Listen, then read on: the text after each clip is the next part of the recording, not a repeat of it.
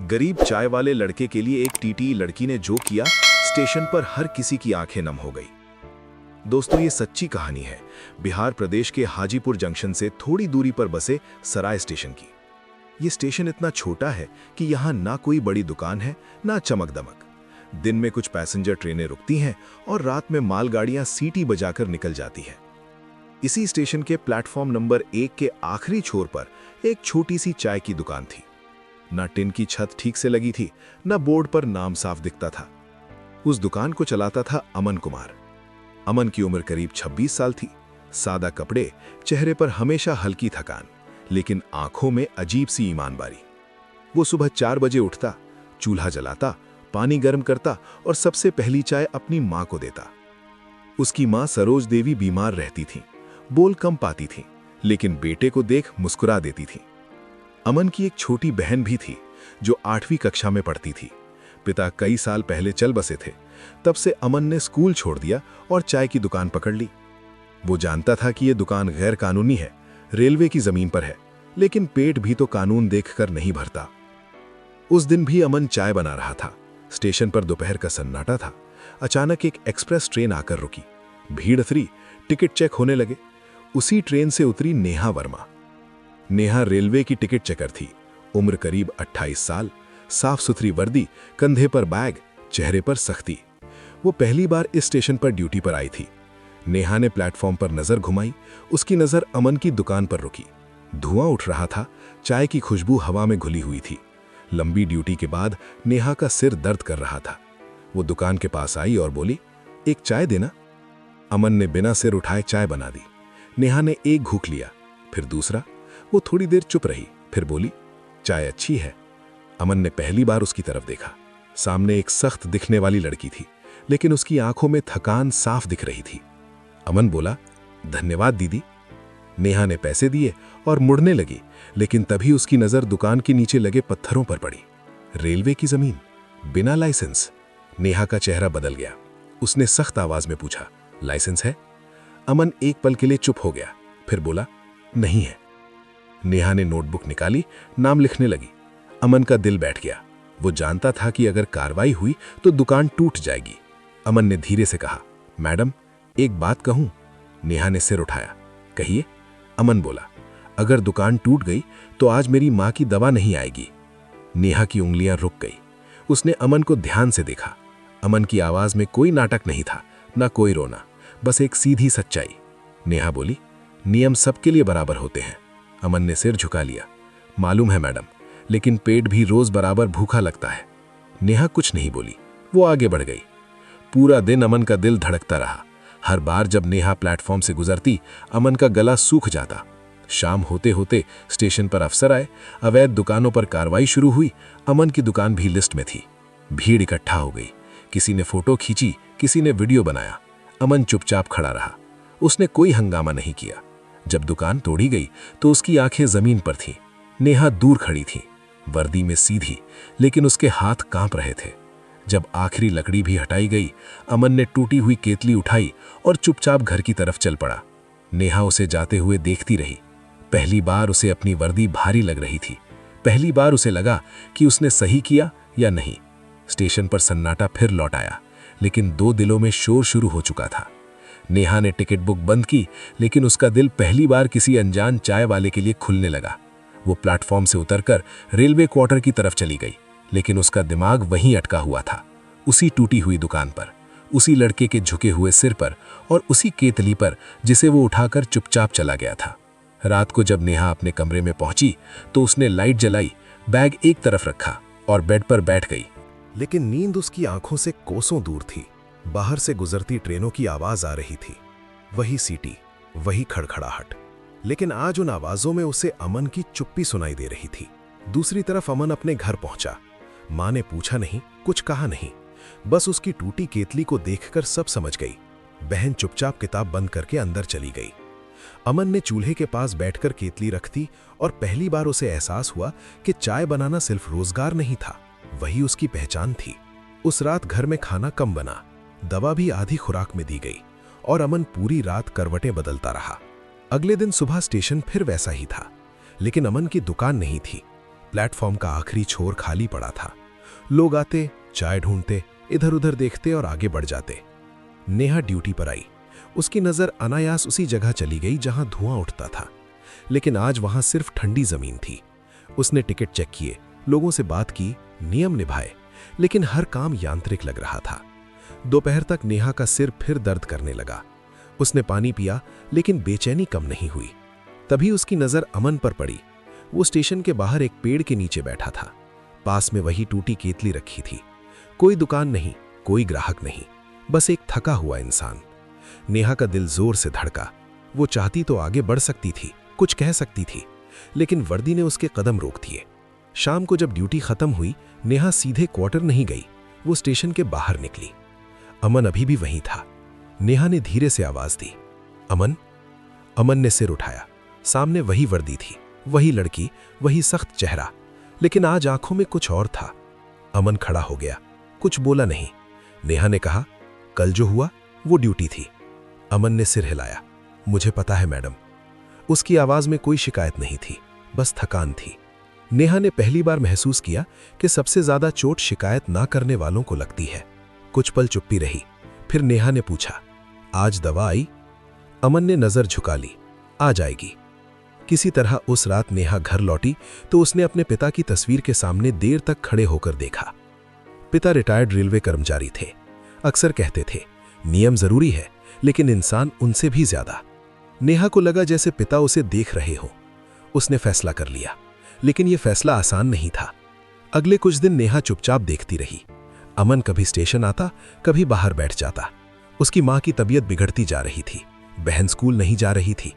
नेहा ने भीतर ही भीतर गिनती की, कब तक कोई इंसान यूं ही टूटता रहेगा। एक शाम नेहा अमन के घर पहुंची। उसने वर्दी नहीं पहनी थी, साधारण कपड़ों में वो एक आम लड़की लग रही थी। दरवाजा खुला।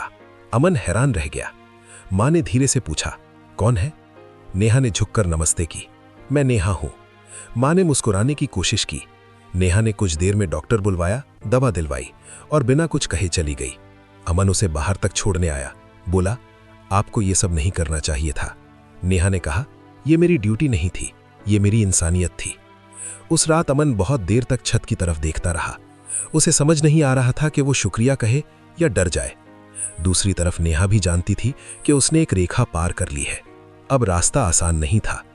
स्टेशन पर बातें फैलने लगी। कुछ लोग कहने लगे कि टीटी लड़की ज्यादा नरम है। कुछ ने सवाल उठाए। नेहा को ऊपर से नोटिस मिला, लेकिन अब वो पीछे नहीं हटना चाहती थी। उसने अमन की दुकान के लिए लाइसेंस की प्रक्रिया शुरू कर दी। फाइलें चलीं, सवाल उठे और नेहा हर सवाल का सामना करती रही। एक दिन अमन को बुलाया गया, स्टेशन मास्टर के सामने। नेहा भी वहीं थी। माहौल भारी था। अमन के हाथ कांप रहे थे। नेहा ने उसकी तरफ देखा, हल्की सी मुस्कान दी, जैसे कह रही हो, डर मत। अमन ने पहली बार सीना तानकर खड़े होना सीखा। शाम को जब अमन बाहर निकला तो उसने देखा वही जगह जहां उसकी दुकान थी, वहां फिर से हलचल थी। लोग पूछ रहे थे, कब खुलेगी चाय? अमन ने केतली उठाई, आग जलाई, पानी गर्म किया। पहली चाय उसी जगह बनी।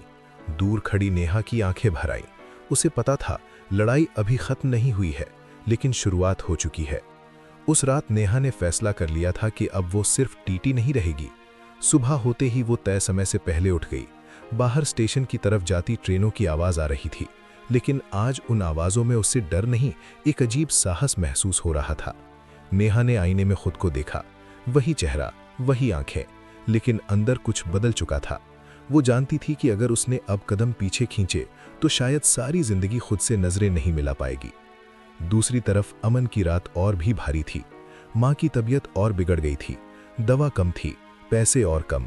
बहन चुपचाप कोने में बैठी किताब के पन्ने पलट रही थी, लेकिन उसकी आंखें पढ़ नहीं पा रही थीं।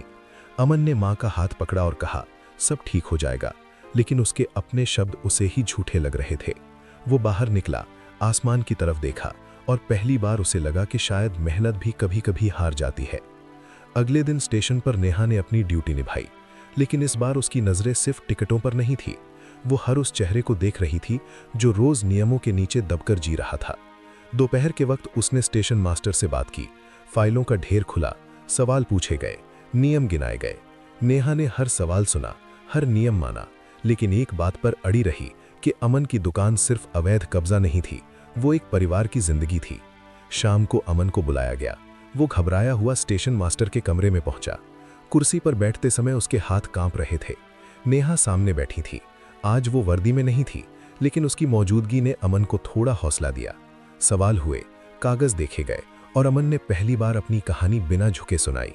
उसने बताया कि कैसे उसके पिता चले गए, कैसे माँ बीमार है और कैसे चाय की दुकान उसके लिए सिर्फ काम नहीं, जिंदगी है। कमरे में कुछ देर चुप्पी रही, फिर कहा गया, नियम तो नियम है।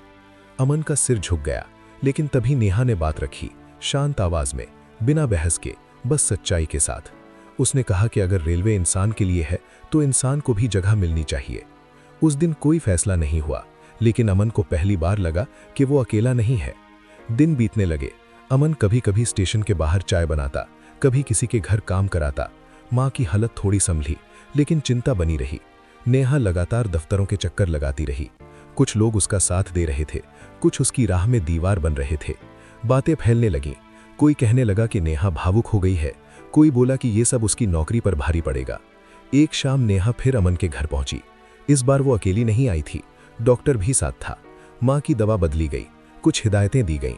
अमन की आंखों में आभार था, लेकिन साथ ही डर भी कि कहीं ये मदद नेहा को भारी ना पड़ जाए। उसने कहा, आप क्यों इतना कर रही हैं? नेहा ने जवाब नहीं दिया, बस माँ के पैर छूकर बाहर निकल गई।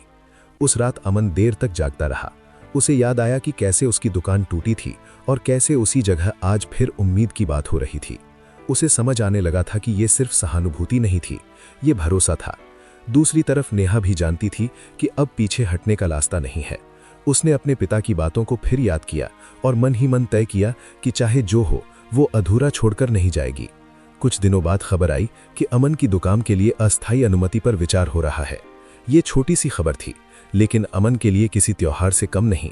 उसने पहली बार फिर केतली धोई, कप साफ किए और उसी जगह जाकर बैठ गया जहां कभी उसकी दुकान थी।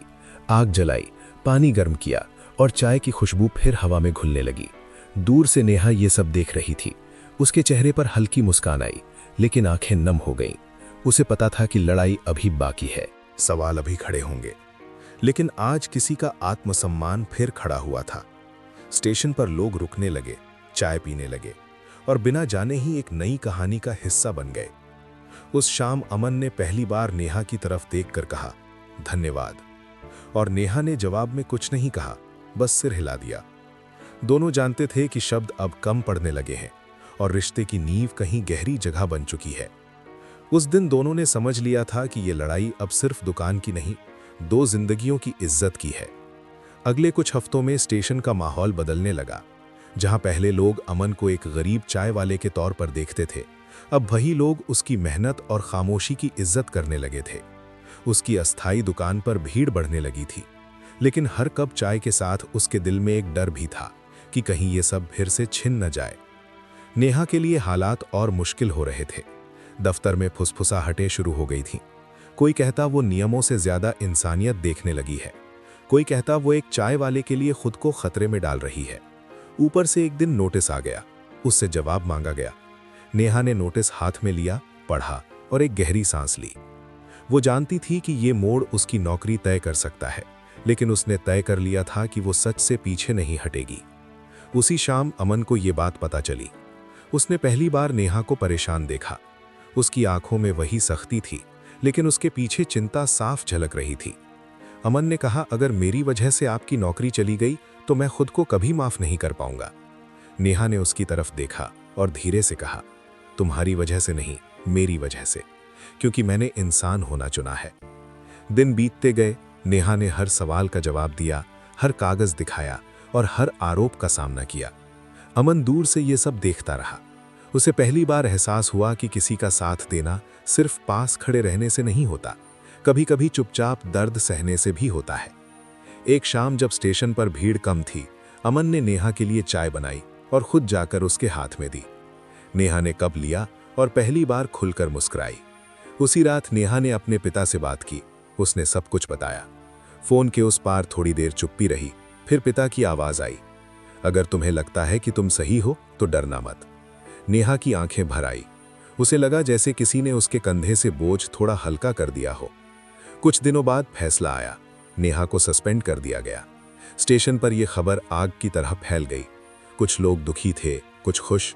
अमन के पैरों तले जमीन खिसक गई। वो सीधा नेहा के क्वार्टर पहुंचा। नेहा सामान समेट रही थी। अमन ने कहा, मैं अब चुप नहीं रहूंगा।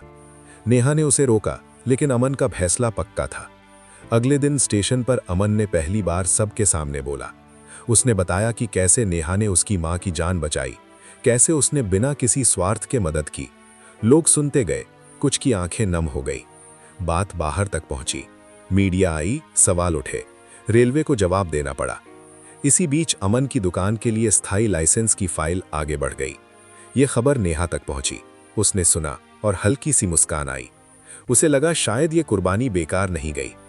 कुछ हफ्तों बाद जांच पूरी हुई। नेहा को बहाल कर दिया गया। स्टेशन पर तालियां नहीं बजी, लेकिन कई निगाहों में सम्मान था। उस दिन अमन ने फिर से पूरी दुकान सजाई। नई केतली, नए कप। मां की तबीयत अब बेहतर थी। बहन स्कूल लौट गई थी। शाम को जब नेहा स्टेशन आई तो अमन ने चाय बढ़ाते हुए कहा, आज की चाय खास है। नेहा ने घूंघट लिया और उसकी आंखें भर आईं। दोनों कुछ देर चुप रहे। उसी खामोशी में बिना किसी बड़े शब्द के दोनों को एहसास हुआ कि अब ये रिश्ता सिर्फ मदद या एहसान का नहीं रहा, ये भरोसे का बन चुका था। ऐसा भरोसा जो मुश्किलों में और गहरा होता है।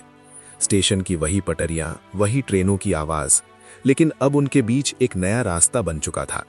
उस शाम दोनों के दिलों में ये साफ हो गया था कि ये कहानी अब सिर्फ इंसानियत की नहीं, इश्क की तरफ भी बढ़ चुकी है।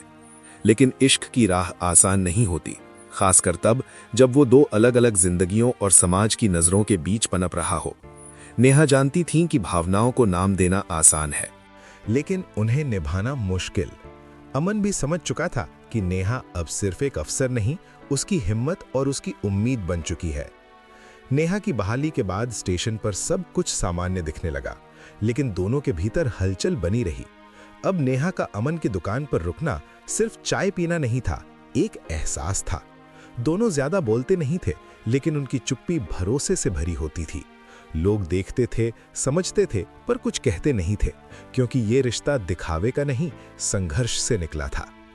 एक शाम अमन की मां ने नेहा को पास बुलाया। सरोज देवी ने उसका हाथ पकड़कर कहा, तुमने मेरे बेटे को सिर्फ काम नहीं दिया, इज्जत दी है। नेहा की आंखें भर आईं। मां ने कहा, जो भी फैसला लो, डर कर मत लेना। उस पल नेहा को एहसास हुआ कि वो इस घर की अपनी बन चुकी है। उस रात नेहा देर तक सो नहीं पाई। नौकरी, समाज और अमन सब उसके मन में चलता रहा। दूसरी तरफ अमन भी छत पर बैठा आसमान देख रहा था। उसे याद आया कि कैसे उसने सपने देखना छोड़ दिया था और आज वही सपने लौट रहे थे। कुछ दिनों बाद नेहा ने अपने पिता को प्रतापपुर बुलाया। अमन घबरा गया। उसे डर था कि उसका अतीत इस रिश्ते के आड़े ना आ जाए। मुलाकात में नेहा के पिता ने उसकी बातें सुनी और कहा, पैसा जरूरी है, लेकिन ईमानदारी पूरी जिंदगी होती है। अमन की आंखें नम हो गईं। इसके बाद दोनों ने खुलकर बात की। उन्होंने तय किया कि रिश्ता समझदारी से आगे बढ़ेगा। दिल तो पहले ही फैसला कर चुका था, बस जुबान से कहना बाकी था। एक सुबह नेहा ने पूछा, क्या तुम हर हाल में मेरा साथ दोगे? अमन ने कहा, जिस दिन आपने मेरा साथ चुना, उसी दिन मैंने भी आपका हाथ थाम लिया था। नेहा मुस्कुरा दी। दोनों परिवारों की रजामंदी से शादी तय हुई। कोई दिखावा नहीं, वही स्टेशन के पास का छोटा सा मंदिर। खबर फैली और स्टेशन के लोग इसे अपनी शादी मानने लगे। शादी वाले दिन स्टेशन का माहौल बदला हुआ था। अमन की दुकान खुली थी। मां की आंखों में खुशी थी। बहन नई साड़ी में चमक रही थी। नेहा साधारण साड़ी में आई, बिना गहनों के, लेकिन चेहरे पर सुकून था। मंदिर में ट्रेन की आवाज आई। नेहा मुस्कुराई। उसे याद आया कैसे इसी स्टेशन से उनकी कहानी शुरू हुई थी। फेरे पूरे हुए। जब नेहा ने अमन का हाथ थामा तो उसे लगा उसकी जिंदगी सही दिशा में बढ़ रही है। कोई शोर नहीं था, बस सुकून था। शादी के बाद नेहा दुल्हन बनकर अमन की दुकान पर बैठी। अमन ने चाय दी, वही स्वाद, लेकिन आज उसमें अपनापन था। मां ने कहा, अब ये दुकान हमारी जिंदगी की पहचान है। दोनों मुस्कुरा दिए। समय बदला। नेहा ईमानदारी से काम करने लगी। अमन की दुकान अब रेलवे की आधिकारिक दुकान थी। लोग कहते यहाँ चाय से पहले सच्चाई मिलती है। बहन की पढ़ाई आगे बढ़ी। मां संभल गई। घर में हंसी लौट आई। शाम को दोनों साथ बैठकर ट्रेनें देखते। वही आवाजें, लेकिन अब डर नहीं था। ये कहानी किसी बड़े हीरो की नहीं थी, बस दो आम इंसानों की थी, जिन्होंने हालात के सामने झुकने के बजाय एक दूसरे का हाथ थाम लिया। जिस स्टेशन पर कभी एक चाय वाले की दुकान टूटी थी, उसी स्टेशन पर आज 2 जिंदगियां जुड़ चुकी थीं और लोग कहते हैं यहाँ चाय से पहले इंसानियत मिलती है। दोस्तों, इंसान की जिंदगी सिर्फ नियमों से नहीं चलती, इंसानियत से चलती है। कानून जरूरी है, लेकिन जब कानून किसी भूखे पेट, किसी बीमार माँ और किसी टूटे हुए इंसान की आवाज नहीं सुन पाता, तब इंसान को इंसान के लिए खड़ा होना पड़ता है। अमन और नेहा की कहानी हमें ये सिखाती है कि मदद करने के लिए अमीर होना जरूरी नहीं, दिल का साफ होना जरूरी है। और ये भी कि अगर इरादे सच्चे हों तो हालात चाहे जितने मुश्किल हों, जिंदगी रास्ता खुद बना लेती है। अब सवाल आपसे है, अगर आप नेहा की जगह होते तो क्या आप अपनी नौकरी के डर से चुप रहते या इंसानियत के लिए खड़े होते? और अगर आप अमन की जगह होते तो क्या टूटने के बाद भी भरोसा बनाए रख पाते? क्या आज के समय में ऐसी इंसानियत अभी भी जिंदा है या हम सब सिर्फ तमाशा देखने वाले बन चुके हैं? कमेंट में जरूर बताइए। और अगर आपको ये कहानी दिल को छू गई हो तो वीडियो को लाइक जरूर करें, चैनल स्टोरी बाय बीपी को सब्सक्राइब करें और इसे उन लोगों तक पहुंचाएं जिन्हें आज इंसानियत पर भरोसा दिलाने की जरूरत है। फिर मिलेंगे एक और सच्ची भावुक कहानी के साथ। तब तक के लिए धन्यवाद।